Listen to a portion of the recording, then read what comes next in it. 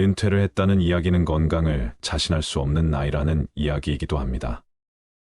내가 갑작스런 상황에서 건강 문제 때문에 또는 자녀들 문제 때문에 긴급히 돈을 필요로 할 때 노후 자금을 모두 주택 자금으로 써버린다면 그 다음에는 해결 방법이 없습니다. 그렇기 때문에 은퇴 자금을 한번 계산해보고 거기에 맞는 현금 흐름을 충분히 확보하고 나누 남은 범위 내에서 주거 문제를 해결하면 가장 좋을 것 같습니다. 오늘은 나이 들어 전원 생활하시고 싶은 분에게 도움이 되는 말씀을 드리고자 합니다. 나이 들어 노후 준비할 때 흔히 도시에 오래 사신 분들은 나이 들면 고향이나 시골에 가서 여유롭게 전원 생활하며 살고 싶은 분들 많으실 겁니다. 그래서 최근 들어 50대 이상이신 분들 중에 세컨하우스로 전원주택 구매하시는 분들이 많은데요. 그런데 간혹 전원주택을 선택할 때 중요하게 생각해야 하는 요건들을 잘 모르고 무턱대고 주택을 구매하여 사는 내내 돈도 잃고 마음도 다쳐서 다시 도시로 돌아가는 분들도 계십니다. 집이란 것이 우리 눈에 안 보이는 작업도 굉장히 많다 보니 그 과정들을 모두 확인하기가 힘들 수밖에 없습니다. 그야말로 직접 살아보지 않으면 모르는 부분들이 많은 것이 바로 전원생활인데요. 전원주택 매물은 지역별로 굉장히 많습니다. 그러니 너무 급하게 서두르지 마시고 오늘 영상에서 말씀드리는 내용들 잘 참고하셔서 현명한 선택하시면 좋겠습니다. 절대로 사면 안 되는 전원주택 첫 번째는 방향이 좋지 않은 집입니다. 전원주택의 경우 단열 등의 이유로 주택의 방향이 중요할 수밖에 없는데요. 간혹 서류상으로만 확인 방향을 정확하게 모르고 경관의 유혹에 이끌려 서향이나 북향이 있는 집을 구매하는 경우가 종종 있습니다. 이런 경우는 살다 보면 난방비가 상당히 많이 들어가고 사람도 자연의 일부인지라 해를 많이 봐야 하는데 해를 많이 보지 못해 도리어 건강을 해치는 경우가 있습니다. 전원주택을 구입할 경우 모든 서류상에서 남향으로 나와 있다고 하더라도 가장 정확하게 알 수 있는 때는 겨울입니다. 겨울에 구입 예정인 곳을 가보면 따뜻한 곳은 눈이 녹아 있는데요.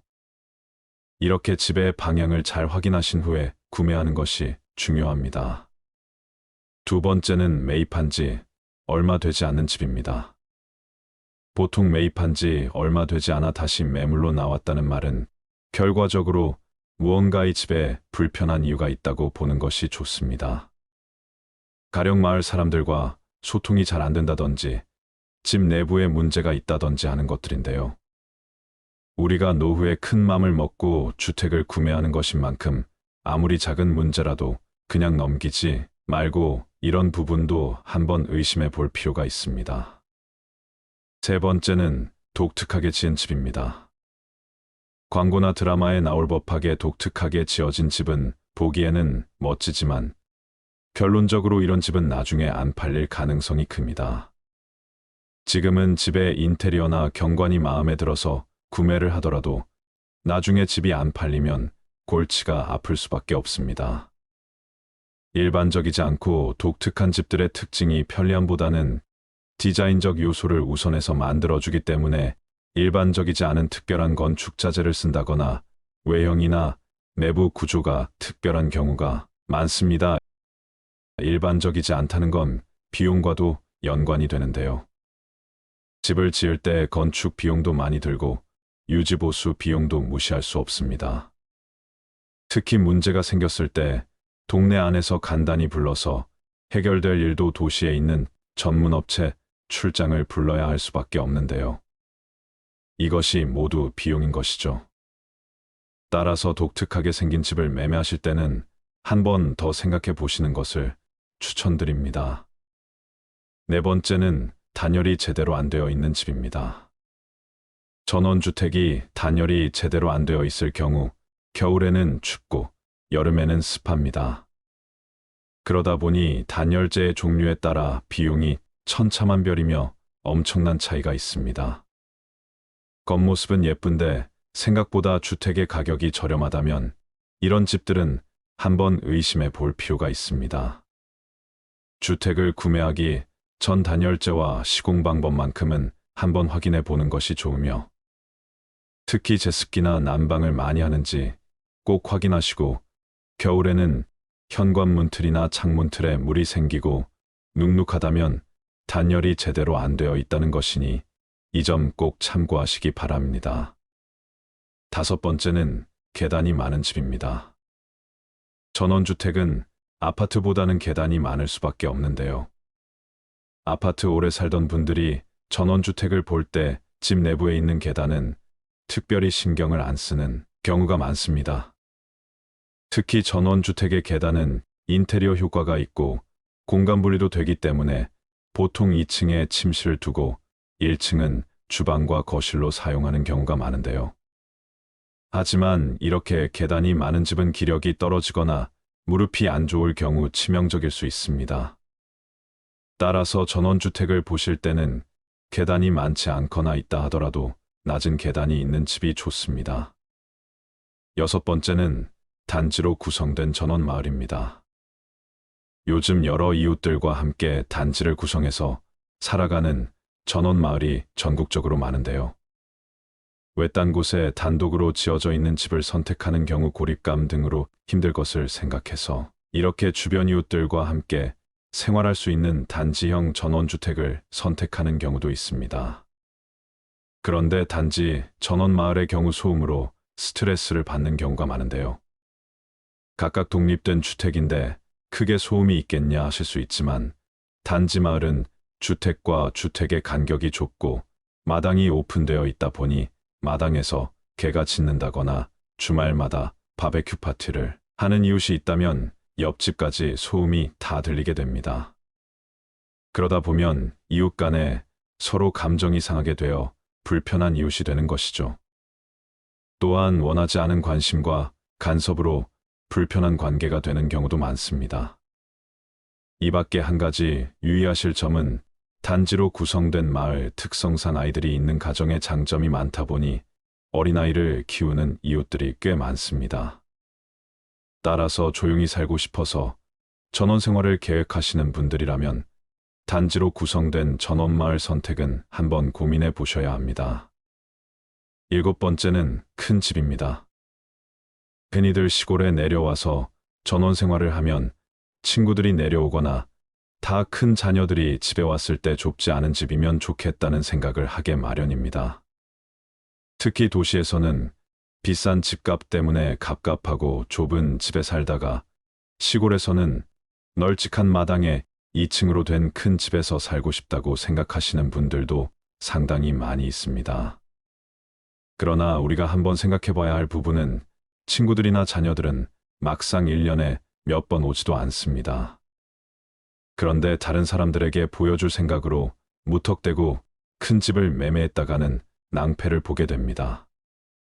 왜냐하면 청소나 유지보수 등 전원주택 관리에 어려움도 있고 난방비가 상당히 많이 들어가기 때문입니다. 따라서 큰 집을 선택하실 때는 이런 부분들도 한번 고려해 보시면 좋겠습니다. 8번째는 시공업체에서 만든 집입니다. 업체에서 만든 집의 경우 꼼꼼한 확인이 필요합니다. 개인이 건축한 집은 아무래도 본인이 살 집이니까 되도록 좋은 자재를 사용하고 창틀이나 외부 벽에 나무를 사용한 집들이 있는데 보기에는 깨끗하고 마음이 편안해지는 것 같습니다. 그런데 이것이 몇 년 지나고부터는 썩어 들어가기 시작합니다. 예외는 거의 없다고 보시면 되며 방부목을 쓰던 그 어떤 방수 작업을 하던 간에 뒤눈 바람을 이길 수가 없는데요. 외장재와 더불어 나무로 된 데크의 상태도 한번 보시는 것이 좋습니다.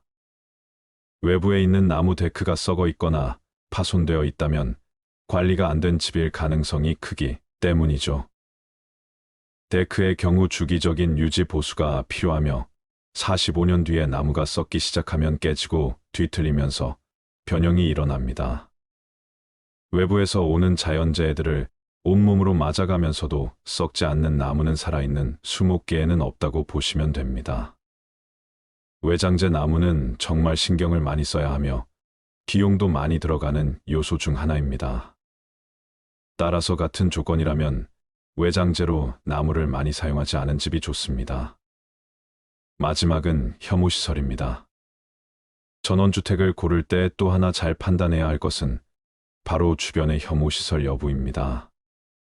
고압선이나 축사, 공장, 사격장, 비행장, 군부대, 공동묘지, 하수처리장 등 악취나 생활의 불편을 초래한 시설들이 있는 곳은 되도록 피하는 것이 좋습니다.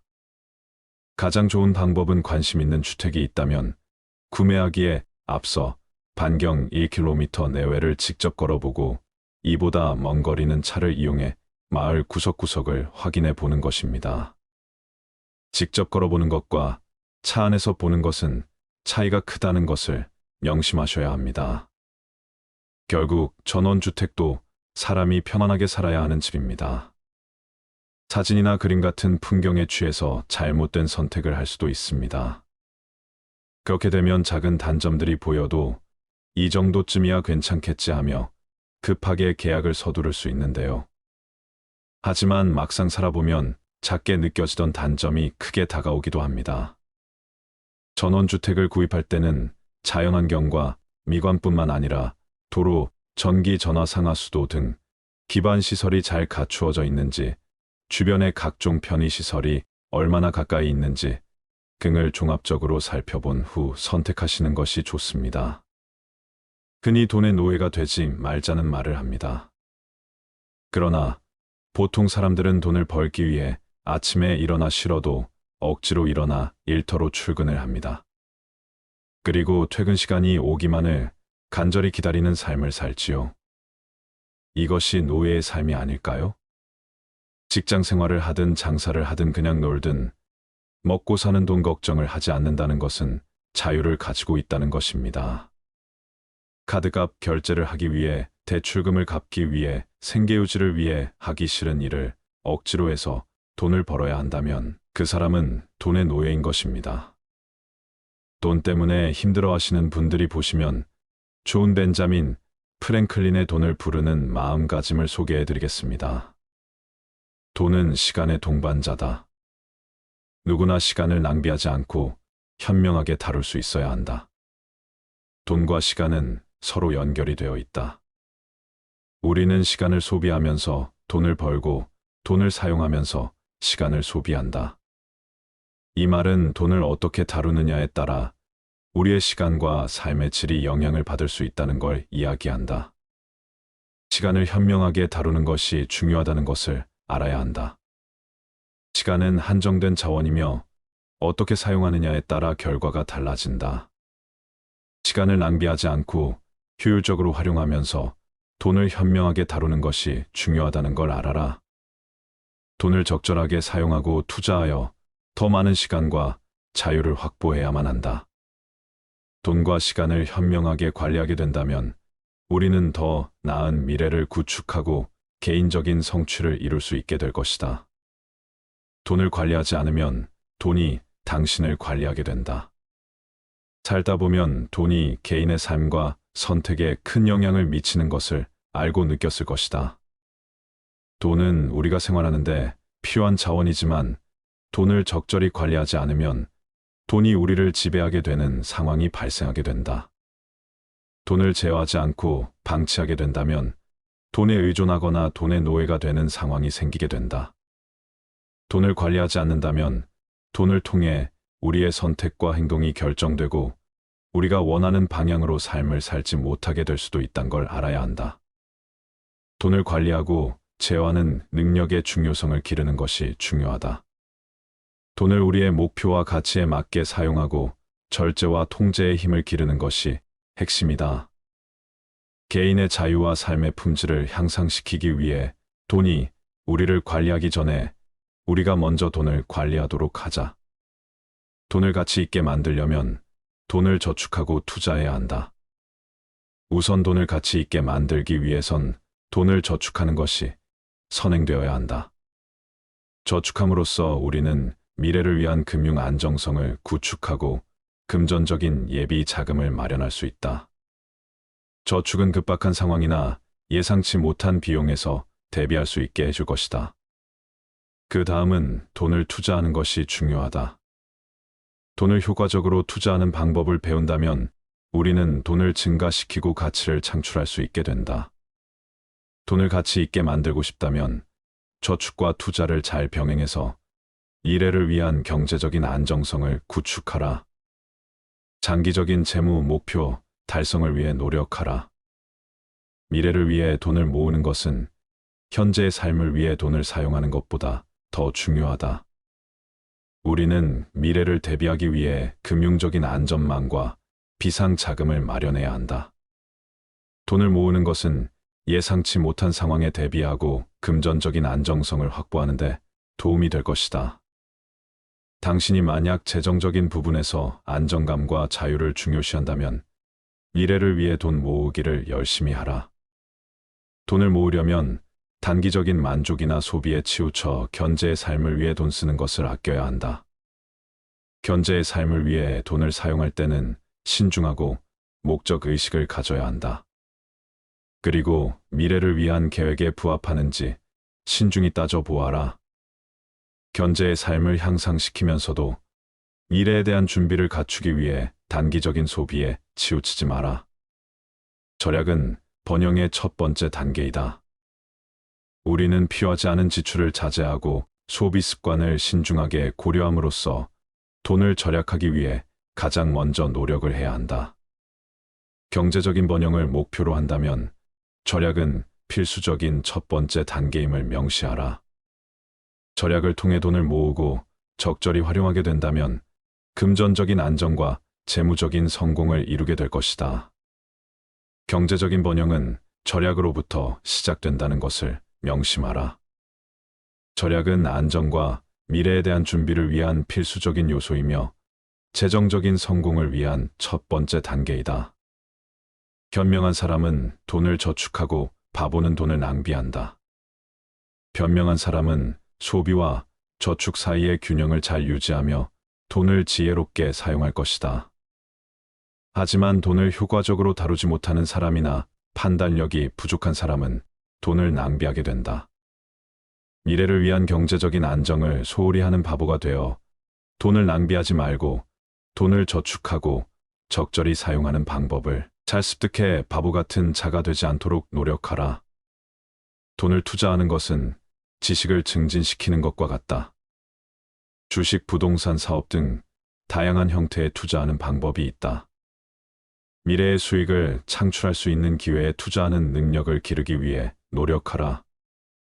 투자가 막연히 어렵게만 느껴진다면 투자 관련 책이나 영상을 보고 지금부터라도 시작하라. 투자를 잘하기 위해선 지식을 증진시키는 것이 중요하다. 지식은 우리가 경험과 학습을 통해 배울 수 있다. 가만히 있는다고 해서 누가 알려주고 대신해 줄 수 없다는 것이다. 스스로 지식을 쌓기 위해 노력하고 개인의 인지적인 영역을 넓혀라. 돈을 투자하는 것은 우리가 지식을 증진시키는 것과 비슷하기 때문이다. 우리는 새로운 경험을 통해 배우고 자기 개발을 함으로써 투자 또한 잘할 수 있게 될 것이다.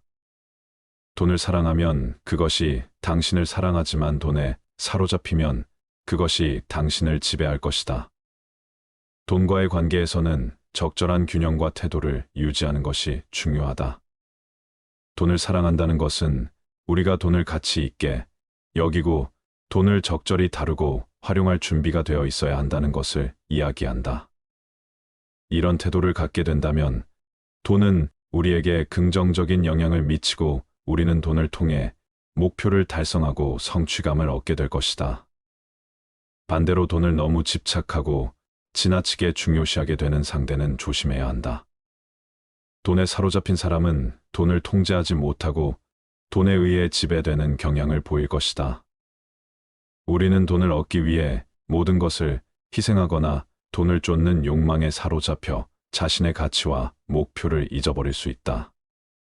따라서 돈과의 관계에서 적절한 균형을 유지하고 적절한 태도를 가져야 한다는 것을 명심하라.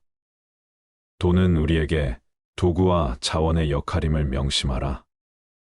돈은 친구를 만들어 주지만 친구를 대체해서는 안 된다. 또는 우리가 사회적인 관계에 있어서 더 많은 기회를 만들어주고 편안한 삶을 즐기게 해주는 요소임은 분명하다. 하지만 돈이 친구를 대체해서는 안 된다는 것을 명심하라. 돈만으로는 진정한 우정과 사회적인 연결을 만들어 낼 수 없다는 것이다. 돈은 우리의 삶을 풍요롭게는 만들어 주지만 그 자체로 우리와의 감정적인 연결을 줄 수는 없다. 돈을 통해 친구를 대체하거나 친구의 가치를 소홀히 여기지 않아야 한다는 것을 이야기한다. 돈을 효과적으로 활용하면서도 감정적인 연결과 사회적인 관계를 소중히 여겨야 한다. 돈은 교육의 최고의 힘 중 하나이다. 돈을 가지고 있으면 교육에 필요한 자원과 기회를 확보할 수 있을 것이다. 무조건 돈이 있어야 한다는 것이 아니라 돈이 있다면 더 많은 기회를 가질 수 있다는 것을 이야기하고 싶다. 우리가 교육에 투자하고 조금 더 성장하고 싶다는 마음이 있다면 돈을 잘 활용해야 한다. 또는 우리가 좋은 환경 전문적인 프로그램, 자기 개발을 위한 자원을 확보하는데 도움이 될 것이다. 하지만 교육의 질과 가치는 돈만으로는 결정되지 않는다는 점을 꼭 염두에 두어라. 돈과 교육은 상호 보완적인 요소로 작용하며 돈을 통해 교육을 더욱 풍요롭게 만들 수 있다는 것을 알아라. 돈은 시간의 동반자다. 누구나 시간을 낭비하지 않고 현명하게 다룰 수 있어야 한다. 돈과 시간은 서로 연결이 되어 있다. 우리는 시간을 소비하면서 돈을 벌고 돈을 사용하면서 시간을 소비한다. 이 말은 돈을 어떻게 다루느냐에 따라 우리의 시간과 삶의 질이 영향을 받을 수 있다는 걸 이야기한다. 시간을 현명하게 다루는 것이 중요하다는 것을 알아야 한다. 시간은 한정된 자원이며 어떻게 사용하느냐에 따라 결과가 달라진다. 시간을 낭비하지 않고 효율적으로 활용하면서 돈을 현명하게 다루는 것이 중요하다는 걸 알아라. 돈을 적절하게 사용하고 투자하여 더 많은 시간과 자유를 확보해야만 한다. 돈과 시간을 현명하게 관리하게 된다면 우리는 더 나은 미래를 구축하고 개인적인 성취를 이룰 수 있게 될 것이다. 돈을 관리하지 않으면 돈이 당신을 관리하게 된다. 살다 보면 돈이 개인의 삶과 선택에 큰 영향을 미치는 것을 알고 느꼈을 것이다. 돈은 우리가 생활하는데 필요한 자원이지만 돈을 적절히 관리하지 않으면 돈이 우리를 지배하게 되는 상황이 발생하게 된다. 돈을 제어하지 않고 방치하게 된다면 돈에 의존하거나 돈의 노예가 되는 상황이 생기게 된다. 돈을 관리하지 않는다면 돈을 통해 우리의 선택과 행동이 결정되고 우리가 원하는 방향으로 삶을 살지 못하게 될 수도 있다는 걸 알아야 한다. 돈을 관리하고 제어하는 능력의 중요성을 기르는 것이 중요하다. 돈을 우리의 목표와 가치에 맞게 사용하고 절제와 통제의 힘을 기르는 것이 핵심이다. 개인의 자유와 삶의 품질을 향상시키기 위해 돈이 우리를 관리하기 전에 우리가 먼저 돈을 관리하도록 하자. 돈을 가치 있게 만들려면 돈을 저축하고 투자해야 한다. 우선 돈을 가치 있게 만들기 위해선 돈을 저축하는 것이 선행되어야 한다.